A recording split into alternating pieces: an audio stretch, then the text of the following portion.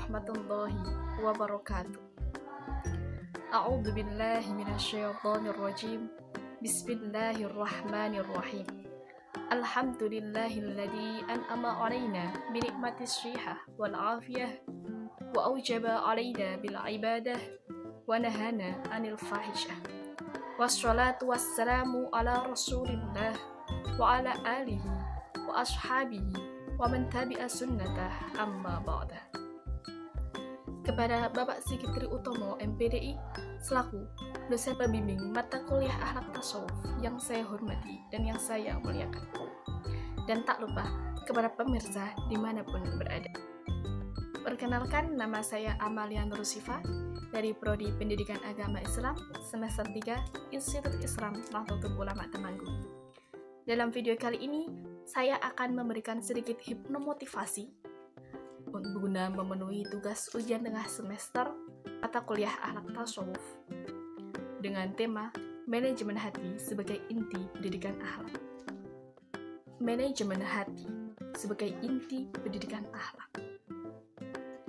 Manajemen hati adalah hal yang penting bagi pendidikan akhlak semua kalangan. Dalam era perkembangan zaman yang pesat ini, upaya pendidikan akhlak yang baik terus diupayakan agar dapat membentuk seseorang menjadi pribadi yang unggul, tabiat yang baik, dan lain sebagainya. Salah satu cara untuk membentuk akhlak yang baik adalah dengan manajemen hati yang baik. Manajemen hati sangat dibutuhkan dalam kehidupan sehari-hari untuk menggali potensi, mengatasi tantangan zaman, dan lain sebagainya. Manajemen hati bisa dikatakan sebagai inti pendidikan akhlak yang sesungguhnya. Karena jika manajemen hati seseorang sangatlah baik, maka akhlaknya pun juga akan baik. Begitupun sebaliknya, apabila manajemen hatinya berantakan, maka akhlaknya pun juga akan demikian. Oleh karena itu, bagaimana manajemen hati itu menjadi inti dari akhlak seseorang? Pendidikan akhlak merupakan bagian dari aspek pendidikan Nabi yang menjadi jiwa pendidikan Islam, di mana para pakar sepakat bahwa tujuan utama pendidikan ialah mendidik akhlak dan jiwa, menanamkan rasa fadilah, dan mempersiapkan mereka dalam kehidupan yang sempurna. Dalam hal ini, Rasulullah sendiri menjadi inspirasi pendidikan akhlak. Berkaitan dengan manajemen hati. Hati adalah tempat bertanya.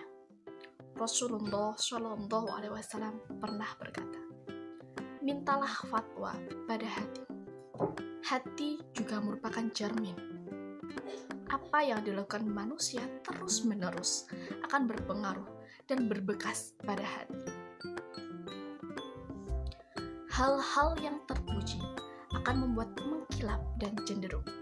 Sementara hal-hal yang tercela akan membentuk asap hitam kelam dalam hati yang menumpuk sedikit demi sedikit dan membuat hati menjadi gelap gulita. Oleh karena itu, Rasulullah SAW sangat menekankan kepada para sahabatnya agar memperbaiki kolbunya dan menjelaskan bahwa kebaikan manusia itu tergantung pada kebaikan hatinya.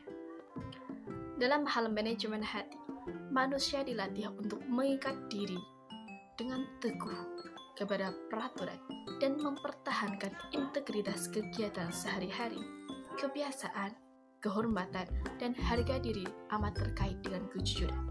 Manajemen hati berupaya untuk mengukur atau mengetahui sampai sejauh mana manusia mempunyai sifat yang positif dan negatif yang dapat dikelola dan dikembangkan menjadi hal-hal yang dahsyat.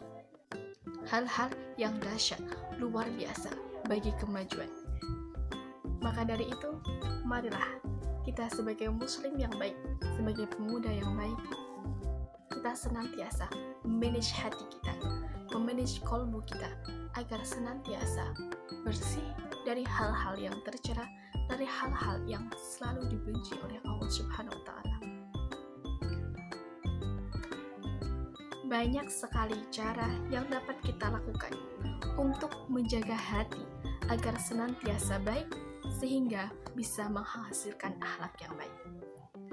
Beberapa caranya adalah memperbanyak zikir kepada Allah, senantiasa melakukan muhasabah diri, melakukan kebaikan karena ikhlas semata-mata karena Allah, dan berikhtiar dengan akidah yang betul. Dan masih banyak lagi cara kita agar senantiasa membersihkan hati kita, agar kita mempunyai akhlak yang baik. Semoga kita senantiasa bisa memanage hati kita menjadi bersih, baik, agar kita mempunyai akhlak yang baik. Sebabnya, mengapa manajemen hati bisa dikatakan sebagai inti pendidikan akhlak yang sesungguhnya. Mungkin sekian yang dapat saya sampaikan. Mohon maaf atas segala bentuk kekurangan, baik fi'liyah maupun qauliyah dari awal hingga akhir.